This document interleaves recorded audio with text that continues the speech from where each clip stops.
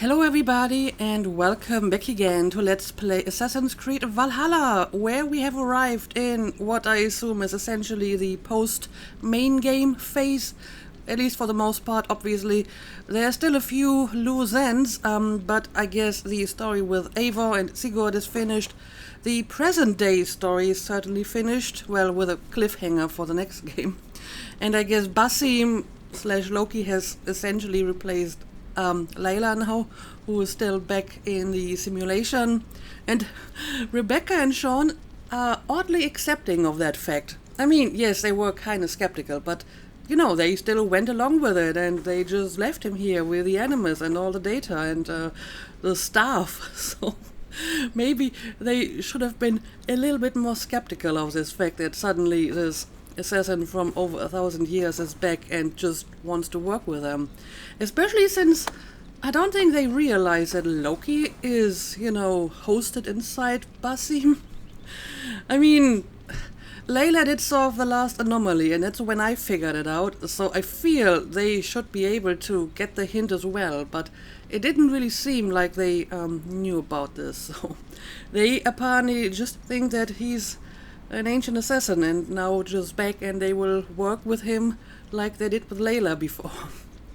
So that is a little bit weird. You would think that, two hardened assassins like those wouldn't be quite as trustworthy. But okay, for now, we're going to accept this fact, and we will play as Basim instead of Layla. Not that I played a lot with Layla to begin with, so it's not really going to change much. Also, I have to wonder what exactly Loki is planning now. I mean, clearly his main purpose for doing all of this, that is getting revenge on Odin, doesn't really work anymore because Eivor, the host to Odin, is dead. And, I mean, it's possible that Odin is being reborn into a new body. I mean, this is how it worked with Aita, who just kept being reborn again and again in different stages. So it is conceivable that this is how it works for the other Isu as well, that, if their host body dies, they will just jump into another one. Then again, it also looked a little bit like, during that final scene between Eivor and Odin, it almost looked like she left him in the simulation. She left and kicked him away, and he was left alone in the darkness, so maybe Odin is not being reborn, maybe he is just locked in the simulation now as well. So I guess if we want any answers to these questions, we will have to wait for the next game, which I guess is going to be released soon. Then again, Assassin's Creed has a very bad track record in following up on this kind of stuff. I mean, the whole Juno thing kinda went away. I think it was continued in like a comic book or something, but we never really got any good answers for that, at least not in the games. So we will see what they will do with this storyline and if this is going to go anywhere. Anyway, there are a few other things that I had on my mind that I want to talk about. As I mentioned last episode, I am speculating that the mysterious reader that Layla met in the simulation might be Desmond. I mean, apparently he has been there for, I think, 8 years? At least that's what he said. So maybe that is a time that Desmond has been dead. I'm not sure when this game is set, so I can't really compare it. But it would make sense to me that, after his death in Assassin's Creed 3, it was 3, right? Yeah, I think Black Flag was the first one where we basically played without a protagonist. So maybe his consciousness was transferred into that simulation and now he's just trying to figure out some alternatives. And it would make sense that, if it was Desmond, that he only started to look at different timelines from the moment that he died and not before his death, because he didn't really question his own action how he sacrificed himself to stop that catastrophe. So, yeah, I don't know. It might be Desmond. I'm not sure if that is Desmond's voice actor. You may have noticed by now that I am terrible at recognizing voices. I didn't notice that Basim and Loki had the same voice actor, or any of the other Isu for that matter. But in my defense, I feel that the voice actor was trying to make Loki sound different. His voice was a lot harsher than Basim, so they sounded similar, I guess, but not exactly the same. And I mean, even if the reader is supposed to be Desmond, I guess it's possible that they don't have the same voice actor for him, so maybe you can't just tell by the voice. But it's my theory that the reader is supposed to be Desmond. And yeah, I guess I will look around this place a little bit before I go back into the Animus, because clearly not all our stories are finished, specifically the one with the Order, because I still haven't taken care of the father, even though I have killed everyone else in the diagram. But it still said, you need to continue the story in order to find the father. So clearly there's going to be, well, some kind of epilogue, I suppose. But yeah, let's look around a bit and see if anything has changed around here. Note regarding Cassandra. This must be a first. Ava actually met Cassandra. Okay, I have read this already. I mean, I have looked at most of it. I just want to see if Basim or Loki has some comments on it. I've read all of this. And this. Well done, young man. You are onto something. The Hidden Ones. Eivor has spent quite a lot of time with Basim now, and together with Hytham, it gives us a clearer picture of the Hidden Ones in the 9th century.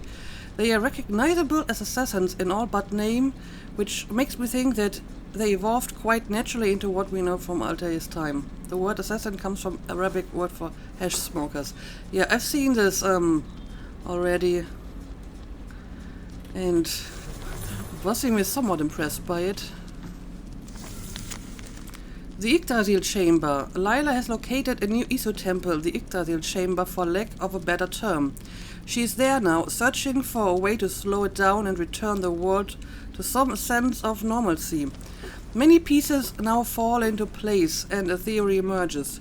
In 2012, Desmond Miles managed to activate a network of Isu temples and devices in such a way that it amplified the Earth's magnetic field, one that shielded us from the Mars coronal ejection that should have dealt civilization a fatal blow. But in the 8 years that have passed, okay, it is 8 years since that happened, so that's exactly the time the reader has been working, which is kind of confirming my theory. But in the 8 years that have passed, it appears this magnetic field has been growing ever stronger, and now the cure to what ailed us becomes the disease.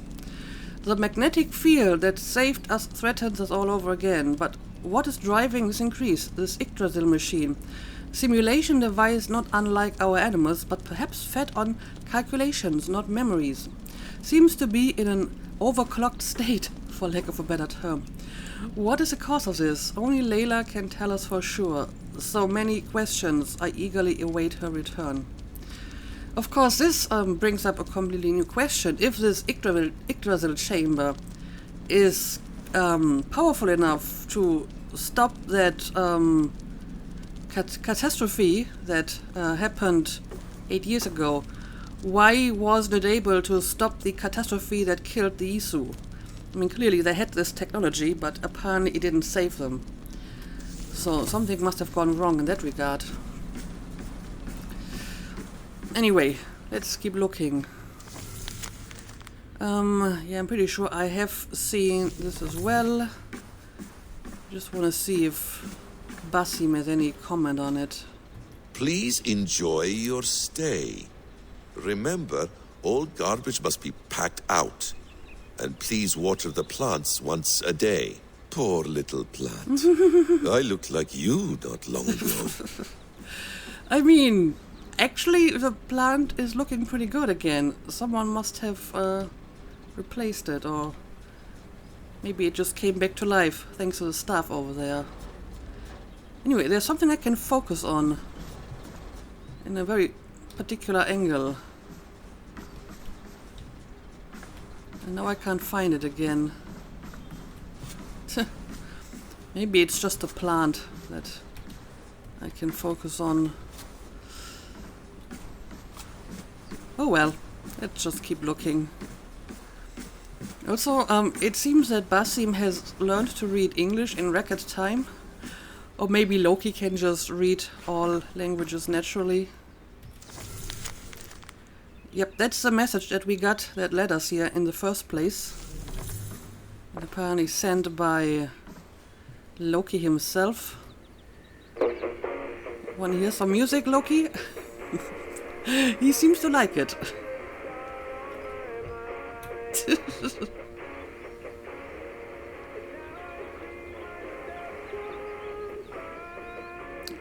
I wonder if that is like an actual artist.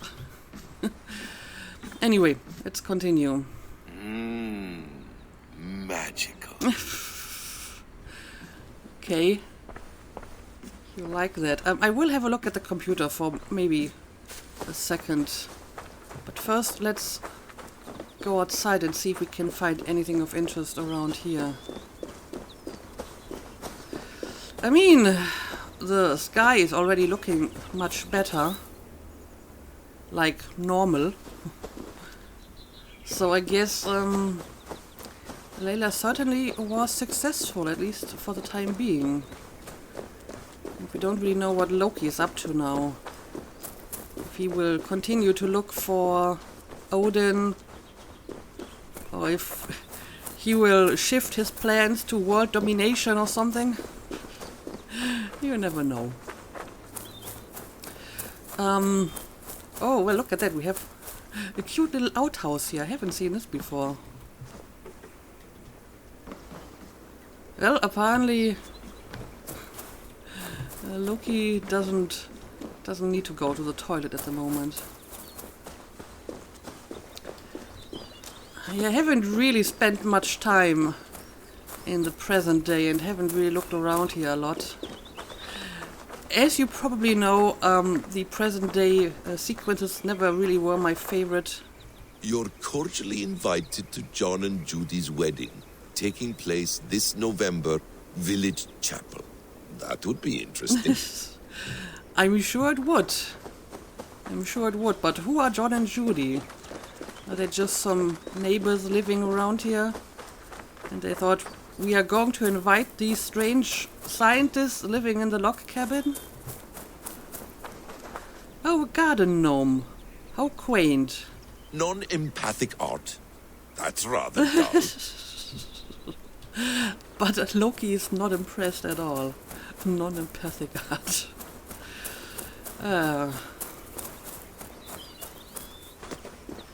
Anyway, I guess I will return to the cabin. Maybe have a quick look at the computer, although I won't spend like a lot of time reading stuff. I want to return to Eivor and see how and if we can continue. There was that focus again. It's like a very particular spot. And now it's gone again. Maybe it's actually the squirrel outside and it only appears at a very particular angle because the squirrel is moving around. Yeah, that's probably what this is, because it keeps appearing and disappearing. So, never mind. Is it wishful thinking to believe this device has a thought interface? Do I really have to use my hands and voice? Yes, you will have to use mostly your hands, as a matter of fact. I mean, voice commands are a thing, but not exactly common. This is like Scotty trying to talk to the computer in Star Trek 4. Yep, I have lots of new stuff, as you can see. Got a mailbox. Although I may have read some of them already. Unless all of these are like the new ones and The red ones aren't actually here anymore. Etchings of St. Brendan. Yeah, I think these are the etchings I found on these stones, the puzzle stones. So I've seen all of that already. Ooh, well, there's quite a bit of stuff here that I will have a look at some point. Secure share. What is all of this about, I wonder? Serengeti? This plate was found in the Serengeti, Tanzania. What was true is untrue. What was done is undone. It is war, not a rebellion. All are summoned to fight. Ah, these are interesting. This tablet was found in Kopustan, Azerbaijan. Translation announced on this day. I'm not sure what that is supposed to be. Probably some kind of date. The workers from the construction site are reassigned to the sanitation of the lake, effective now. I'm not sure what lake this refers to. Given the evidence found, we're pretty sure there must be a precursor vault here, and this message seems to confirm it. Unfortunately, we haven't found it yet. Maybe this will help. I guess the workers are like human workers. This piece of ceramic was found in Jerusalem. Translation: the sun shone warmly inside, a burning sight. Now I soothe the wound in a lake of tears. An example of precursor poetry, and a pretty sad one at that. Note that the original text follows a meter of 16 more per verse. But it's non-empathic art. Loki would not be impressed by simply a few words written on a piece of ceramic. This tablet was found in Xi'an, China. Translation: 2,800 shovels for shoveling, 1,750 axes for cutting, 880 plows for plowing. Lock or hide them. I suspect theft from inside. Shovels, axes and plows. Why would the precursors use such rudimental tools given their advanced technology? Or did they keep their technology away from their human slaves? So many things we don't know about them. I mean, that would make sense. The poor humans had to use primitive technology so they won't be able to overthrow their masters, which they eventually did anyway. Although I guess this was in no small part due to the fact that, you know, the catastrophe killed most of the Isu. At least I would assume that this has something to do with it. This is the first part of the manuscript you found in Canterbury. It uses a cursive version of the alphabet that appears to be the same as the one in the Voynich manuscript, although the handwriting is clearly different. Translation: announced on this day. Yeah, this is clearly some kind of date. EA, not sure what this stands for. A message from the council. For the labor we cannot do ourselves, we require animals of great strength but limited sense, freedom of action but not of thought. To guarantee full control over their behavior, they must be credulous in matter of imagination. They must be suspicious in matter of fact. They must see patterns where there are none. They must doubt correlations that go against their desires. In all, they must be thought of as our instruments, not our children. Yeah, this sounds a lot like humans. We do see patterns where there are none, a lot. Some more than others. They will build for us, harvest for us, toil for us, on land, in the sea, in the sky. They shall be tools to be used, not creatures to be coddled. Our current father, Yalda Boath, has given the order to start production. Our current mother, Saklas, has compiled and presented the designs. Our current voice, Samael, has gathered the required talent. Creation begins now. Is this an order sheet for humanity? I can't believe it. Where did folk get this? Did the order have the knowledge to read this language? Try to find out more if you can, Layla. This is big. This is really big. I informed Mentor Miles. I tried to transcribe pages of the Voynich manuscript, by the way, but it's still gibberish. It must be some sort of encryption that precursor boxes can decode. Now, interestingly enough, it seems that at least some of the Isu seem to have been more sympathetic towards humans. I mean, it says they are our instruments, not children, and they should be used, not coddled. But I think Minerva in particular did speak different of humans, as and you are our legacy and so on, and she tried to help them to prevent the next catastrophe. So apparently this didn't work completely, or maybe some of them just changed their mind after it was too late for them anyway, and they thought, well, if we're going to die, maybe at least humans can survive. But clearly this was not the idea in the beginning. They were just like an inexpensive workforce, I suppose. And yeah, there's some more stuff here, but I guess I will take a closer look at that some other time. For now, let's return to the Animus and see how we will continue the rest of our story.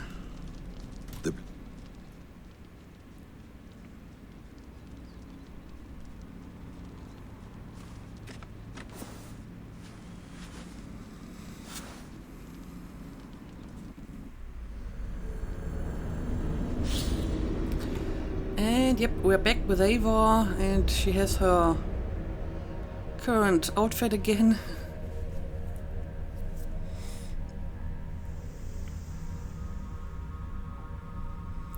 So where will we end up? Still in Norway or already back in England?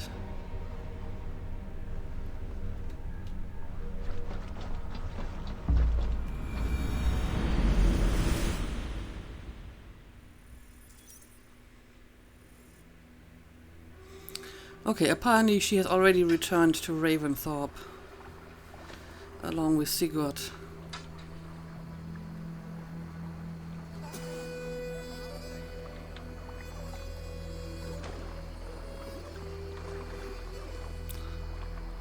And I guess we need to tell Hytham about what happened. Steady, Eivor.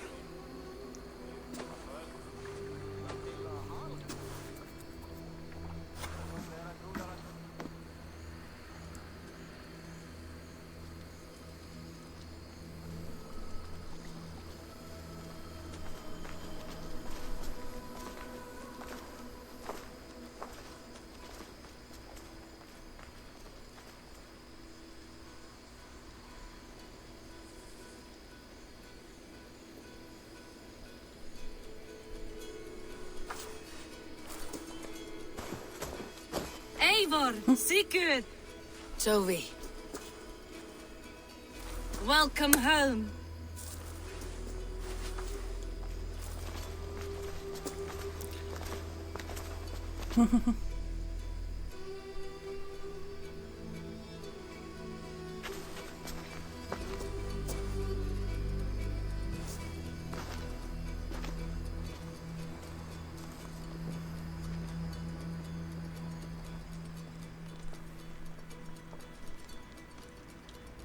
We missed a great feast, it seems. Eivor!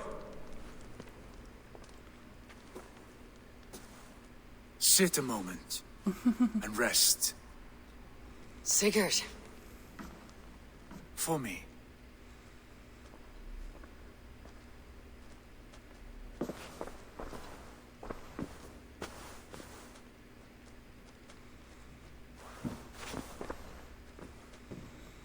I guess he doesn't have any objections against that anymore.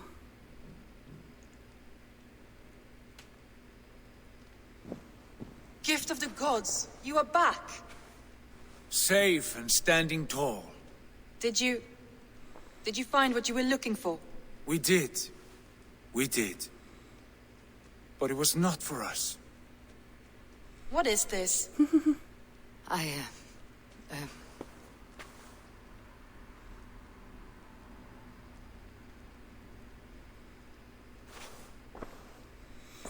He certainly has mellowed out a little bit. Inside of the hearth, come!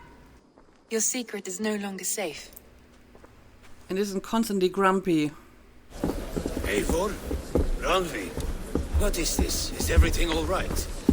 Our Jarl's Kuna has returned to lead us forward into an uncertain future. Will you speak to your people? Well, I guess I have to. For love and joy words can jade.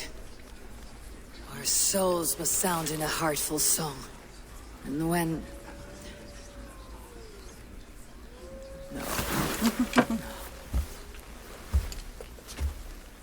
You're less mine than I'm yours. And I ask of you only this.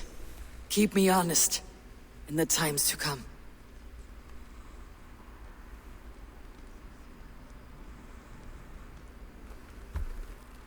Hearken well in Hall of Kings. On ocean's steed my words gain wings. Odin's mead I forth will bring. For noble deeds thine honor sing. We beat and blaze our trail of red, till Odin gazed upon the dead. The voice resound the mighty hall. For those who fight, for those who fall. For those who fight and those who fall. May horns resound the mighty hall. For we who fight, for we who fall. All right, I guess that is a nice ending to Sigurd's and Eivor's story. Horde der Völker arc completed in the Hall of the Slain. All right. A message has come. New alliance, a new territory is available to forge an Ravensthorpe, alliance. an island of calm in this turbulent land. But my vision of fire still troubles me. So I guess I It would be can good to probably rest beneath my dear-old tree. I've always found peace there in the past. I can probably go to Hamptonshire now, because I mean that's the only territory that is left. But let's have a look at the letter. We got one from Vili and one from Tefter. Okay, let's have a look.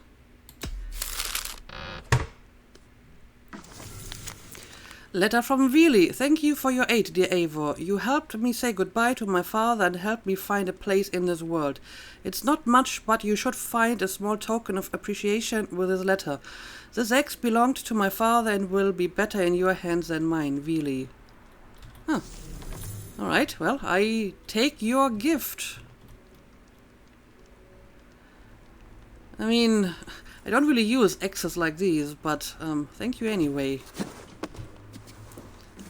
Anyway, there was another letter, but it won't let me read it. I may have read it already, I'm not sure. Also, what does this say? Ravensthorpe status, town. It is official. Ravensthorpe is now a town, one large enough to sing about, and most likely important enough to register in King Alfred's Anglo-Saxon Chronicle, should he keep up the practice in spite of everything. Will Ravensthorpe withstand the scourge of time? Only history will tell. Excellent work, Eivor. You have led us with a clear sight and a sturdy hand, Randvi. Well, I'm not familiar with a town of that name in modern England, but the name may have just changed. Yeah, I don't know. I can't read any more letters. Maybe I will check back later and see if I can read that other letter. Also, do you want something? You're standing around here like you want something. And now he just vanished. Okay, well. I guess I will have a quick look around. Maybe I should talk to Petra again. I haven't talked to her in quite some time. Eivor, good to see you. Which is a pity, because I chose her to be my romance, and now I can't find her. I mean, clearly there's someone somewhere around here. Oh, here you are.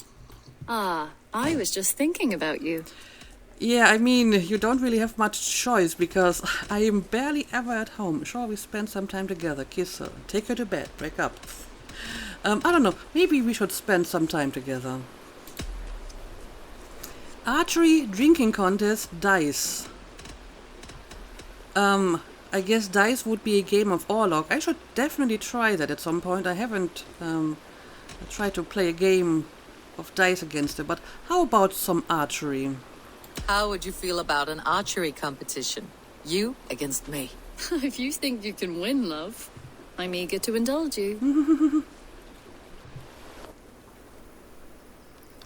I mean, this is basically what we already did, but let's just do it again. First to 10 points shall be enough. Remember, you can only shoot a target once.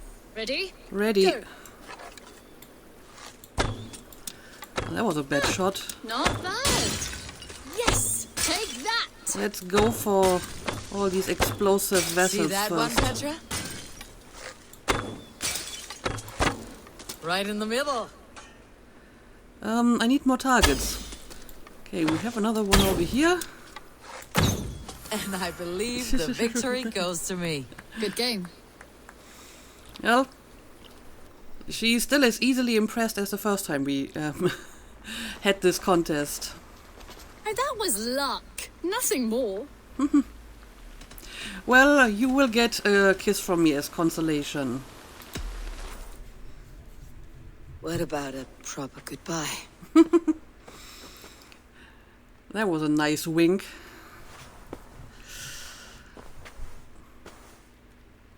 Anyway, Petra, I promise I will be at home more often now that I have finished the main story and most of the other stuff. Alright, well, let's have a look at the alliance table now, because clearly... Sigurd. Eivor, before you say more, I must tell you something.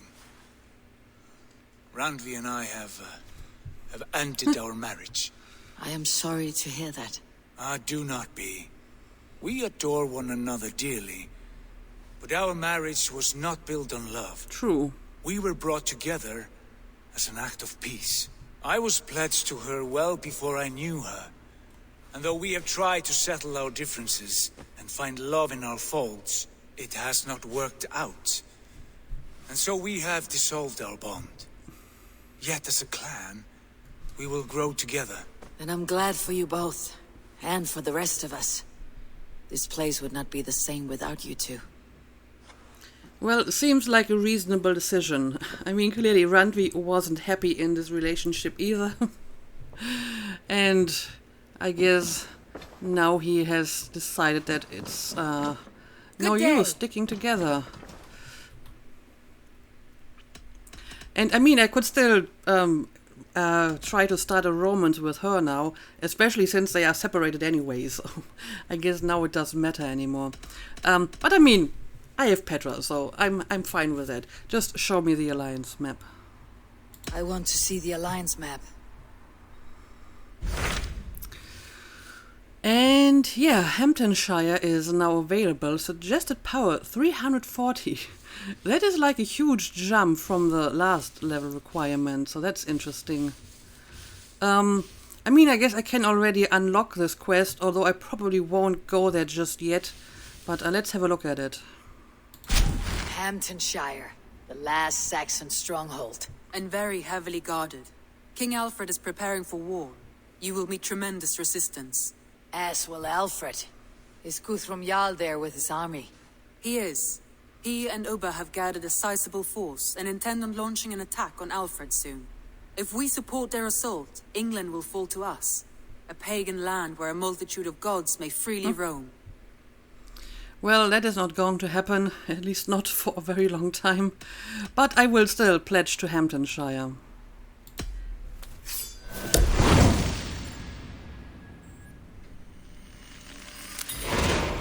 I'll go to Hamptonshire and speak with Guthrum. Send word to our allies to gather on the Thames, just outside the Shire. I will. May the gods share in this, our final victory. Alright, apparently there's going to be one last huge battle. Oh, Valka, what do you want? What is it, Eivor? You must not go. You must not. The signs, the portents, they shout and wail. Your leaving will be our doom. Speak clearly, Valka. What have you seen? I have thrown the bones. I have stirred the offal of beasts. And in the rising steam, I saw the end of it all. Though this battle you may win, this war you will not. Your foe will be your master. Your hope will be your grief. This is fate. Our fate. I thank you for this, Valka. But the yawns of fate are too frayed for me to follow now. I owe this fight to my friends and allies. And I will see it through. Go then. with great care. But know that the home you leave will not be the home to which you return. Well, this is rather ominous.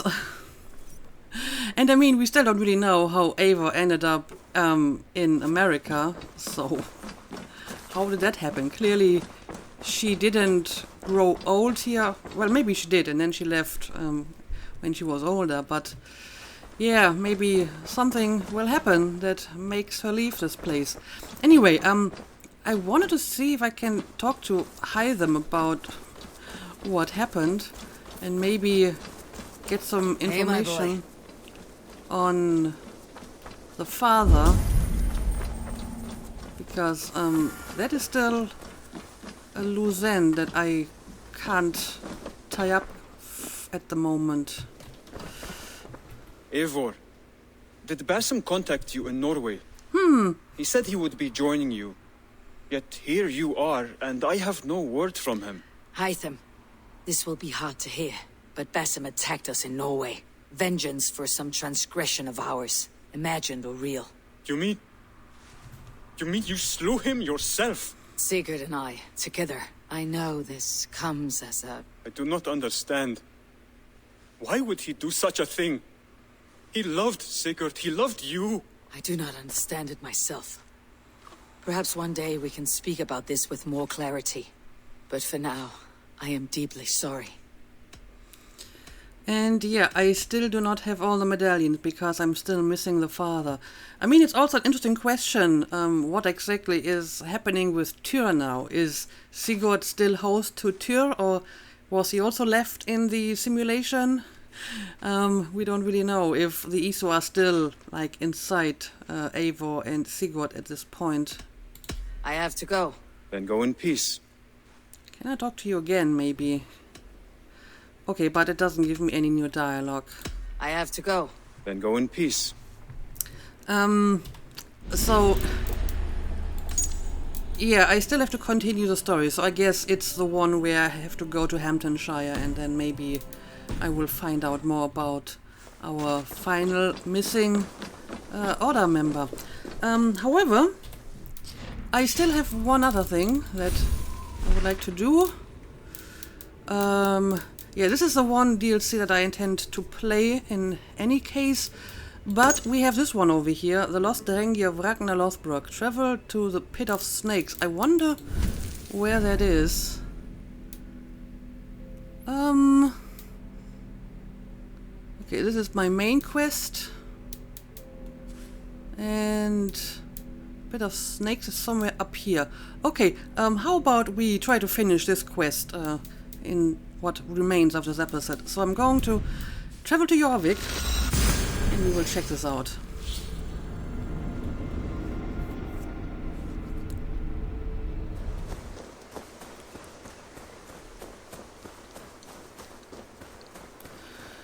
Alright, this seems to be it. This pit, it fits the description in the letter about Ragnar Lothbrok. A rather unspectacular place. There is the cage that held him. The site abandoned, as if used once for a ritual and never again. Here, this is the place where Ragnar Lothbrok met his end. He must have been naked and bloodied, every drop draining into the pit. This supreme bringer of all men, now King Ella's prize. I have seen this day 1,000 times. Baldur keeps a cup of mead for me. I welcome my entry into the land of champions. Mocked, ridiculed, humiliated. His honor did not budge. Dragged by cowards, thrown to snakes. They were more afraid than him. I face death with a thirst on my lips. My reputation cannot be unwritten. Inscribed on the hearts of those who fought beside me. Set upon by venomous snakes, he stood and spoke with honor in spine for all those who live their lives for glory alone. Oh, how the young pigs would grunt if they knew how this old boar suffered. You will meet them, Ale. One day. They will come. His men came too late to save him. Those who fought for him, they loved him dearly. Their oaths unbreakable.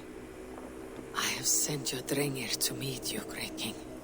You will be with them once again. There, where you fell, something glints in the soil. Well, I hope I gave your Drengir a better death than you had. Something left behind. Okay, well, it seems that there's still snakes in this pit, so I don't want to end like Ragnar. Let me kill them first. They have survived here for quite a long time. Alright, I think now I'm good. But yeah, I think I gave your Drengir a better death than you had, Ragnar. So, what was left behind here other than snakes?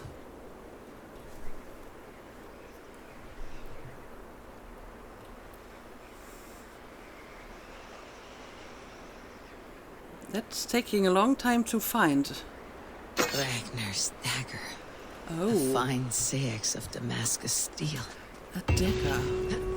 Of course, I don't really use daggers. And this is so far the only sword that I found. I believe there's more swords in one of the DLCs, but at this point I guess it doesn't really matter anymore. But okay, looks like we finished this task as well. And my quest journal is starting to clean up nicely. I mean, I'm just going to ignore all of this stuff over here. I will definitely finish this one. I will finish this one. I guess this one will remain open, and I will finish this one. So, there's that. But okay, I guess this is enough for this episode. I will return to Ravensthorpe, and we will start the Hamptonshire arc in the next episode. And I'm guessing that this will also tie up the Order quest, and we will find out who the father is.